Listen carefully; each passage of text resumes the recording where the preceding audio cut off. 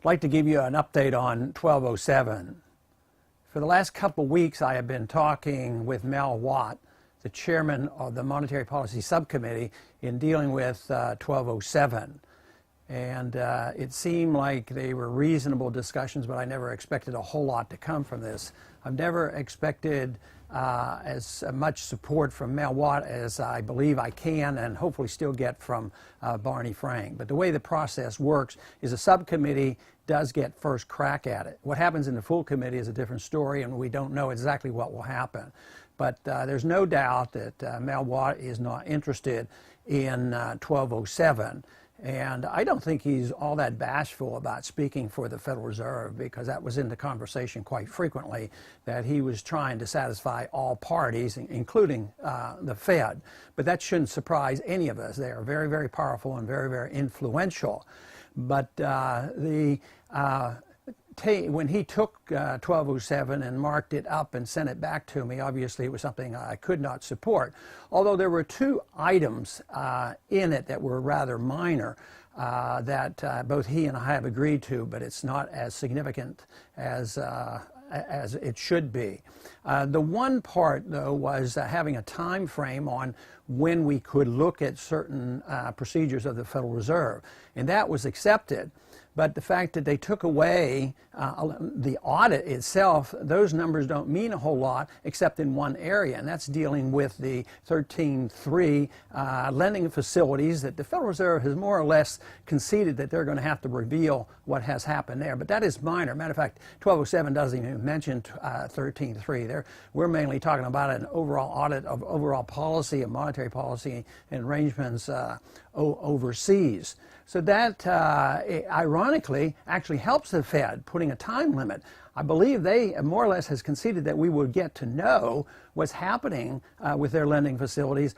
But with the time lag on there of 6 months, it actually helps them. So what happens so often in legislation is you start out with one goal and you end up making things actually worse. And that's what they're trying to do. This would actually help the Fed under current circumstances.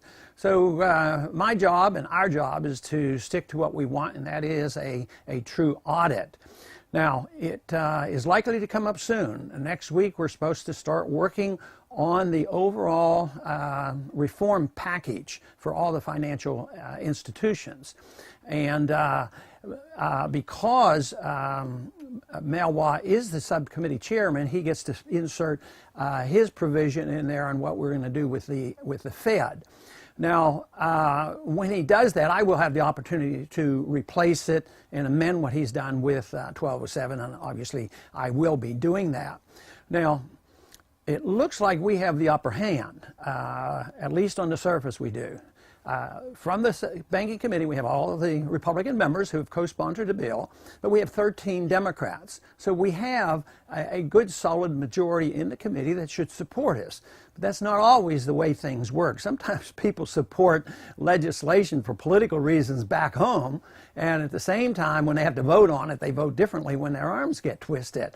I believe it's going to boil down to how strong a position Barney Frank takes on this, and I plan to talk to him. I'm still talking with him, and we have cordial relations, and I'm sure he's going to have to take a position one way or the other. So I don't think he's as strongly opposed to what I'm doing as Mel Watt is. So the amendment will come up.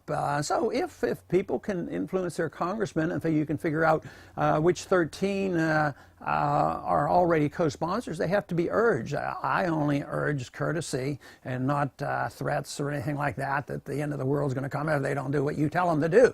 I still think we have to work through this the best we can diplomatically. Like I said, I'm not surprised this has happened, but let's say we are successful and we get it amended. We still have to bring it to the House floor, and then they have a chance to water it down again. It goes through Rules Committee, that's another place. Has to go to the Senate. It's having a harder time in the Senate. Then it has to go to a conference committee, and that's another problem. And then it has to go to the President. And even if it goes through all that, we still have the courts to deal with, and courts have never been friendly to those of us who want honest money. They were never friendly to the people who held gold clause contracts and believed the government shouldn't renege on their promises. But nevertheless, this is crucial. This is really important. This whole thing might take a year or two to play out, but it might only take a year for the dollar to play out. So this is why it's so crucial.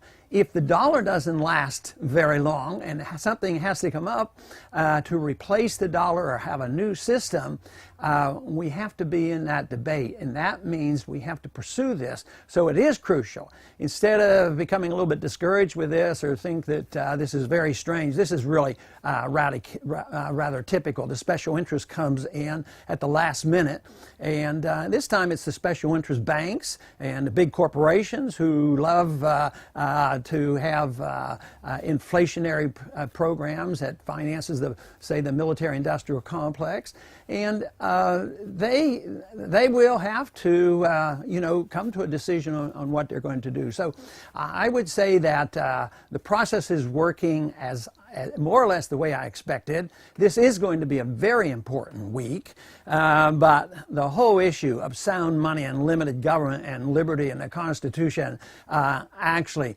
that concern is not going to go away no matter what happens in the next couple weeks or so.